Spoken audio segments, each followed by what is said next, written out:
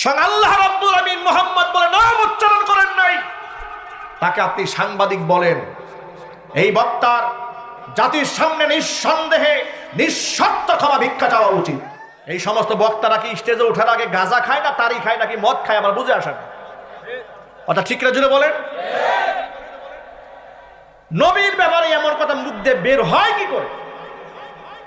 এরা কেন কথা বলে জানেন? এরা বেফাস কথা বলতে বলতে এত নির্লজ্জ হয়েছে, এত বেহায়া হয়েছে, এদের প্রকাশ্যে 100 জুতা পিটা করলে এদের লজ্জা হবে না। আপনি কথায় কথায় মাপ চান, কতবার মাপ চাইলে আপনি শুধরাবেন? কতবার আপনার স্লিপ অফ টাং হয়?